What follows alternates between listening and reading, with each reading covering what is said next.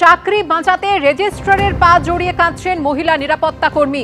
আর এই ছবি নদিয়ার কল্যাণী বিশ্ববিদ্যালয়।